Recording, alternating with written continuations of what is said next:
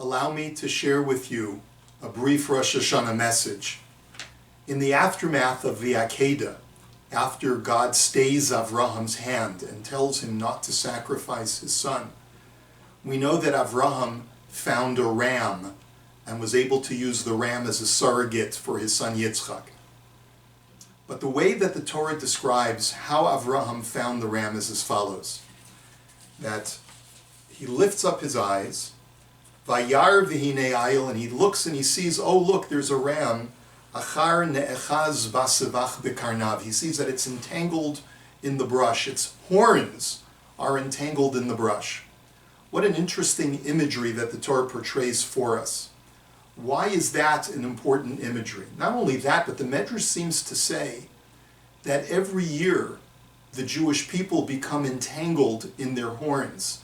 The horns being their sins, their mistakes, their character flaws, and therefore they use that very horn that was the source of entanglement in order to receive forgiveness for their sins over the course of the year.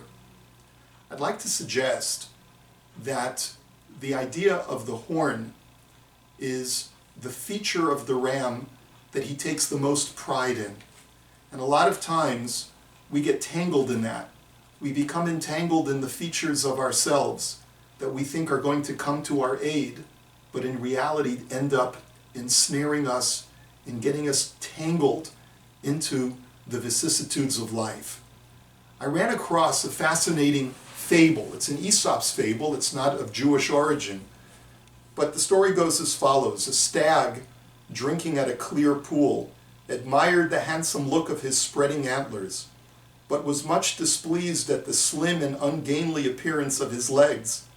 "What a glorious pair of branching horns," said he.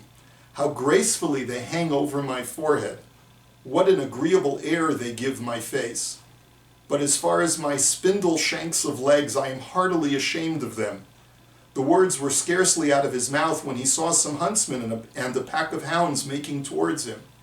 His despised legs soon placed him at a distance from his followers, but on entering the forest, his horns got entangled at every turn, so that the dogs soon reached him and made an end of him.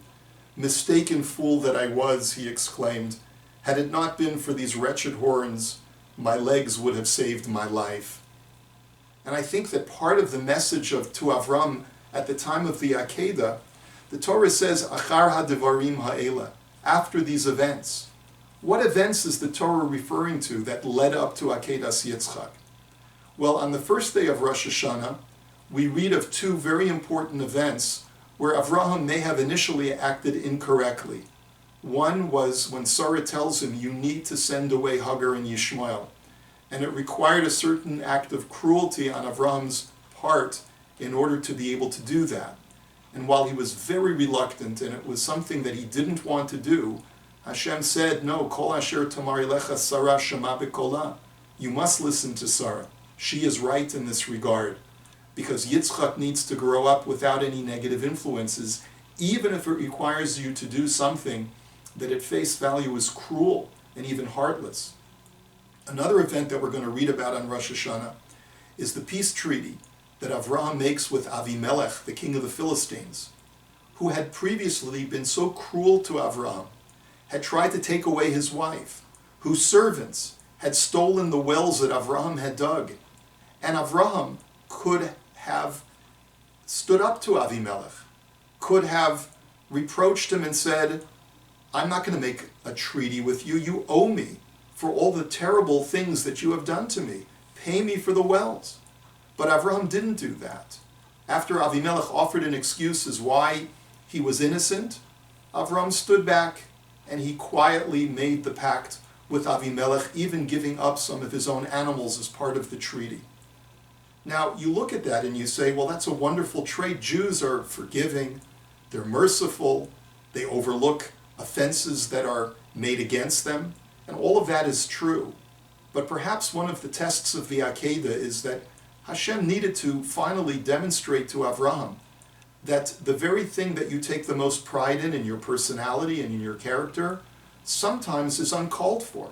Sometimes can be the very thing that entangles you in life. Imagine a Jewish army practicing excessive compassion upon its enemy.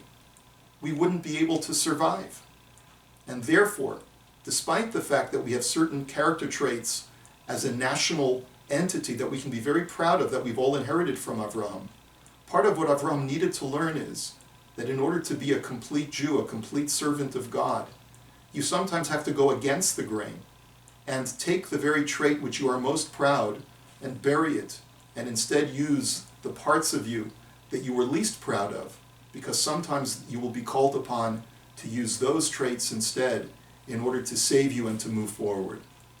That's part of the reason why the ram was caught in its horns, just like the stag in the Aesop's fable. And finally, you know, when your antlers or your horns get entangled in the brush, sometimes you think, oh, those horns are so important to me.